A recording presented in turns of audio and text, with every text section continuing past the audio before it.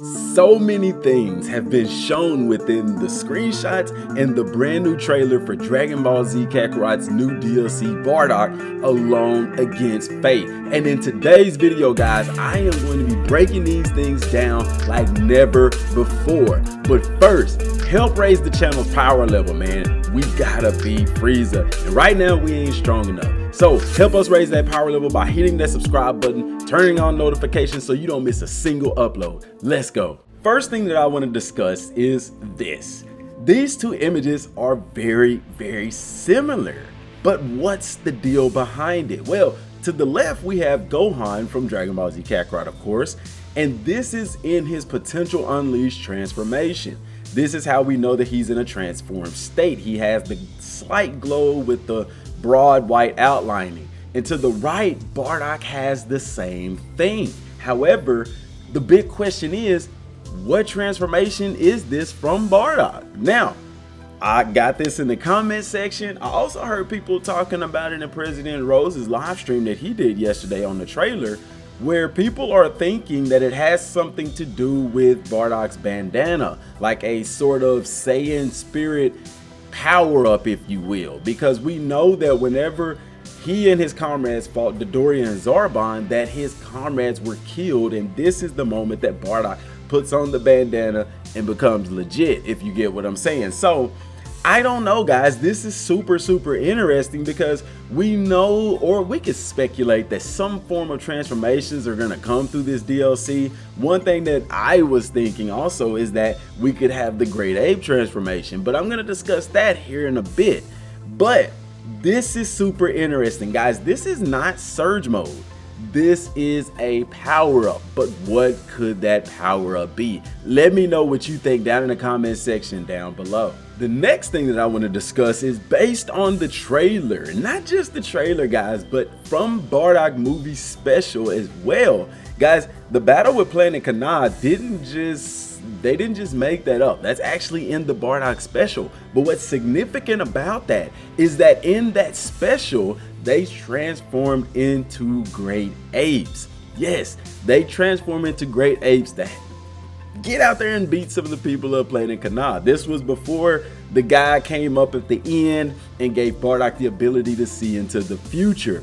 Guys, this is significant because we know that this DLC is based off of this TV special, and we know that currently in the game we don't have a Great Ape transformation. We also see in the trailer that they are indeed fighting people on Planet Kana. However, what we're not seeing is a Great Ape transformation. Now, previously we did discuss how Bardock clearly does have some form of transformation, but it's not the Great Ape transformation. Also, we have to know, guys, that if the Great Ape transformation is in the game, then Bardock would be using it in the boss fight, wouldn't he? Even though he didn't in the story, with the game we would be able to. However, this kind of goes in the same way that the game is built, in that you could go and fight one of the bosses and transform even though they didn't use that transformation at that point in time during the game. Also note this, that in the game, when you have those cutscenes, for example, Goku against Frieza, Goku's Super Saiyan the whole time. It's kind of like a permanent surge mode kind of deal. You know what I'm saying? You get what I'm going? So they could do something like that to prevent us from transforming into Great Ape if it is indeed in the game. But I thought that this was very interesting. The fact that they showed us the Battle of Planet Kana and they didn't show us anything regarding Great Ape, it doesn't mean that the Great Ape transformation isn't in the game. They could just be saving that for a later moment in time. Because, guys, I don't know how you tell that story without putting that in there. They could simply do it as a cutscene or something to that effect. But man, I really think that it would be super awesome if they gave us that transformation.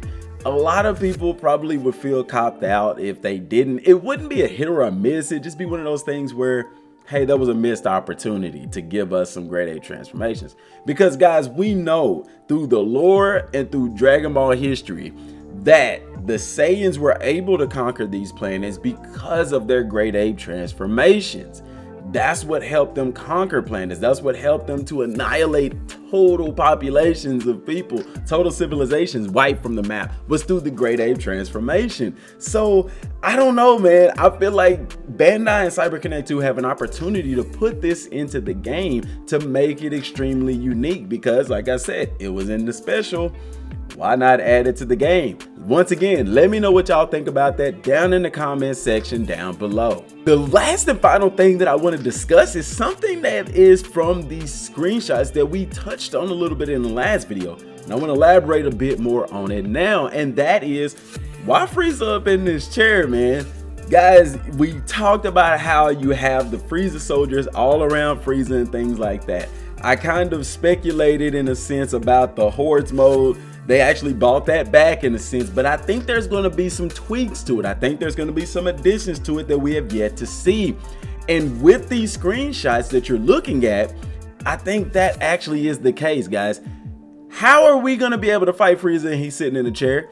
Come on, I really want y'all to think about that. Answer that question for me down in the comment section down below. How do you think this boss fight is going to work? Because my speculation is telling me that we're going to have to fight off a horde of Frieza soldiers, and then Frieza's surge mode is going to kick in, and that's when he's going to do those massive attacks that we have to avoid. The reason I feel that way is because, guys, let's be real, Bardock was in no way powerful enough to do any kind of damage to Frieza. It's kind of different as whenever you have Goku and Piccolo fighting Raditz. They could do a little bit of damage to him, but not really, not until Gohan came smashed into Raditz. But in Kakarot, they didn't do it that way. We were able to damage Raditz up front. Very, very interesting. So I'm wondering, you know, obviously Frieza's not going to be doing any combos and things of that nature. He's just going to be sitting in the chair throwing super attacks at us time after time. And I think in between that, we're going to be fighting off hordes of Frieza's soldiers. Now,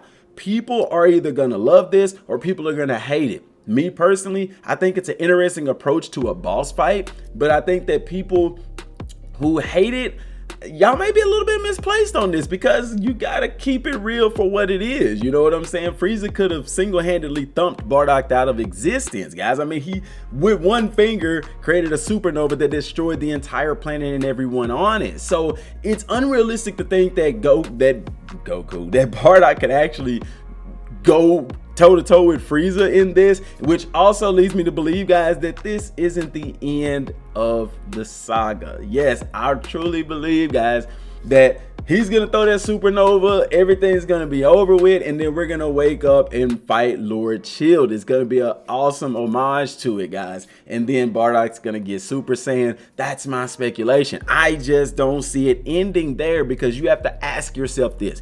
Every single DLC, after that DLC was over, we were able to continue playing to some capacity with the Beerus, the God of Destruction, and him and Whis. We were able to continue to go there and train like they still can. Also in the Golden Frieza DLC, we were able to continue training against Frieza afterwards. And in the History of Trunks DLC, we were able to continue as Trunks in that timeline as it really was. So I find it hard to believe, guys. There is no way possible that you can sit here and say that Frieza killing Bardock is going to be the end of the DLC, because at that point, what are we going to be doing afterwards? You see what I'm saying? It doesn't quite make sense.